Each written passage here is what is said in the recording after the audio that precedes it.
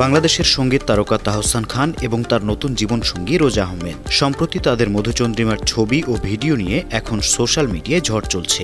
এই মুহূর্তে নবদম্পতি অবস্থান করছেন বিশ্বের অন্যতম জনপ্রিয় পর্যটন কেন্দ্র মালদ্বীপে। রোদে ভেজা বালুময় বীচ, নীল সমুদ্রের ঢেউ আর গোধূলির রঙে সাজিয়ে নিয়েছেন তাদের রোমান্টিক দিনগুলো। রোববার 12 জানুয়ারি রোজা আহমেদ তার ফেসবুকে শেয়ার করেছেন কয়েকটি ছবি ও একটি ছোট ভিডিও। পোস্টের ক্যাপশনে তিনি লিখেছেন, জীবনের চাদরে আমাদের সুতা চিরকাল জড়িয়ে আছে, একটি ভালোবাসা এত শক্তিশালী, এত ঐশ্বরিক।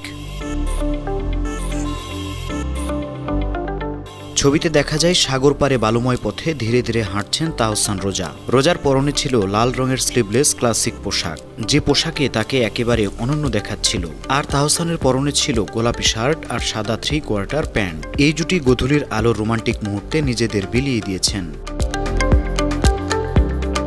তাহসান ও রোজার বিয়ে হয় গত 4 জানুয়ারি ঢাকার একটি কমিউনিটি সেন্টারে। পরিবারের ঘনিষ্ঠ সদস্য ও কয়েকজন বন্ধুর উপস্থিতিতে তাদের বিয়ের আনুষ্ঠানিকতা হয়। আর বিয়ের 2 দিন পরই 7 জানুয়ারি সকালে মালদ্বীপের বিমানে চেপে বসেন তারা। তাদের পোস্ট দেখে মনে হচ্ছে এই মধুচন্দ্রিমা শুধু রোমান্সে নয়, অ্যাডভেঞ্চারেও ভরপুর। ভিডিওতে দেখা যাচ্ছে কখনো তারা সমুদ্রের পাশে হাঁটছেন, কখনো সূর্যাস্তের দিকে তাকিয়ে গল্প করছেন, আবার কখনো বা ক্যামেরায় পোজ দিচ্ছেন। তাদের এই আনন্দঘন মুহূর্ত দেখে কেউ কেউ মন্তব্য করছেন, এ যেন রোমান্টিক সিনেমার পোস্টার। আবার অনেকেই তাহসান রোজার সুখী দাম্পত্য জীবন যেন আরও সুন্দর হয় সেই শুভকামনা করছেন। বিনোদন ডেস্ক, বর্ণ টিভি।